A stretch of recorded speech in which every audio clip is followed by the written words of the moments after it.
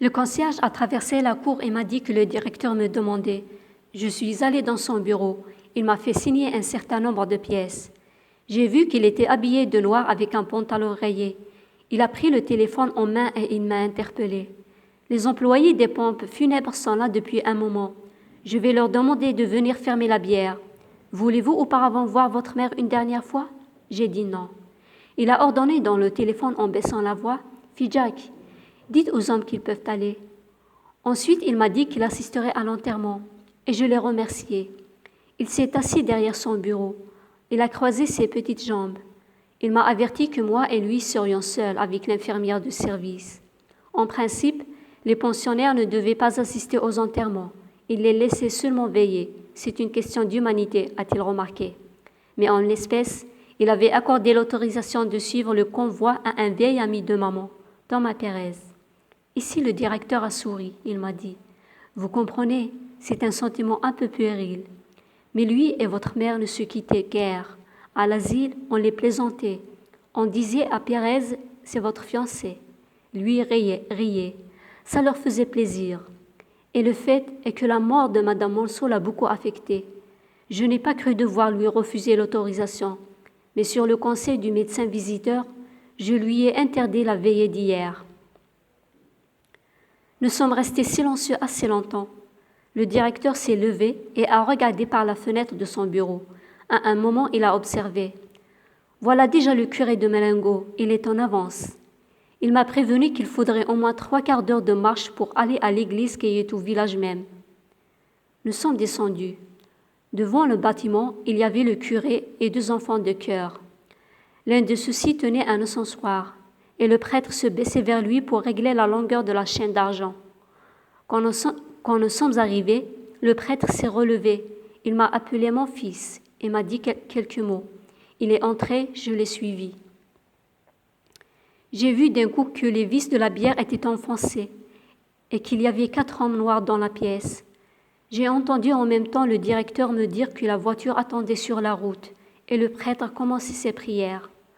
À partir de ce moment, tout est allé très vite. Les hommes se sont avancés vers la bière avec un drap. Le prêtre, ses suivants, le directeur et moi-même sommes sortis. Devant la porte, il y avait une dame que je ne connaissais pas. « Monsieur Monceau », a dit le directeur. Je n'ai pas entendu le nom de cette dame et j'ai compris seulement qu'elle était infirmière déléguée. Elle a incliné sans un sourire son visage osseux et lent. Puis nous nous sommes rangés pour laisser passer le corps. Nous avons suivi les porteurs et nous sommes sortis de l'asile. Devant la porte, il y avait la voiture, vernie, oblongue et brillante. Elle faisait penser à un plumier.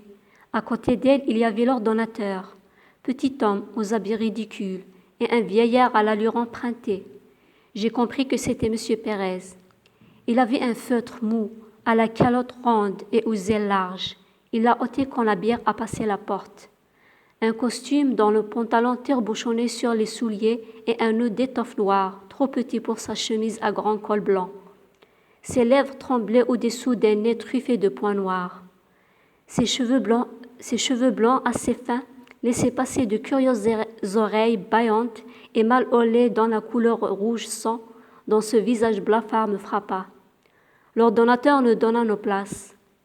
Le curé marchait en avant, puis la voiture. Autour d'elle, les 4 hommes. Derrière le directeur moi-même, et fermant la marche, l'infirmière déléguée et M. Pérez.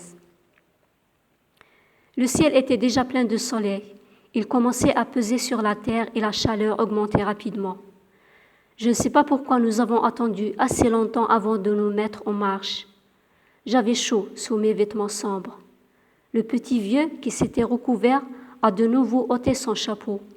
Je m'étais un peu tournée de son côté et je le regardais lorsque le directeur m'a parlé de lui. Il m'a dit que souvent ma mère et M. Pérez allaient se promener le soir jusqu'au village, accompagnés d'une infirmière.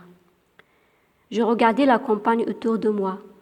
À travers les lignes de cyprès qui menaient aux collines près du ciel, cette terre rousse et verte, ces maisons rares et bien dessinées, je comprenais maman. Le soir dans ce pays devait être comme une trêve mélancolique. Aujourd'hui, Le soleil débordant qui faisait tressaillir le paysage le rendait inhumain et déprimant. Nous nous sommes mis en marche. C'est à ce moment que je me suis aperçu que Pérez claudiquait légèrement. La voiture peu à peu prenait de la vitesse et le vieillard perdait du terrain. L'un des hommes qui entourait la voiture s'était laissé dépasser aussi et marchait maintenant à mon niveau. J'étais surpris de la rapidité avec laquelle le soleil montait dans le ciel. Je me suis aperçu qu'il y avait déjà longtemps que la campagne bourdonnait du chant des insectes et de crépitements d'herbes. La sueur coulait sur mes joues. Comme je n'avais pas de chapeau, je m'éventais avec mon mouchoir. L'employé des pompes funèbres m'a dit alors quelque chose que je n'ai pas entendu. En même temps, il s'essuyait le crâne avec un mouchoir qu'il tenait dans sa main gauche, la main droite soulevant le bord de sa casquette. Je lui ai dit « Comment ?» Il a répété en montrant le ciel « Ça tape ». J'ai dit « Oui ». Un peu après, il m'a demandé « C'est votre mère qui est là ?» J'ai encore répondu « Oui ». Elle était vieille ? J'ai répondu « Comme ça », parce que je ne savais pas le chiffre exact. Ensuite, il s'est tu. Je me suis retournée et j'ai vu le vieux Pérez à une 50aine de mètres derrière nous. Il se hâtait en balançant son feutre à bout de bras. J'ai regardé aussi le directeur. Il marchait avec beaucoup de dignité, sans un geste inutile. Quelques gouttes de sueur perlaient sur son front, mais il ne les essuyait pas.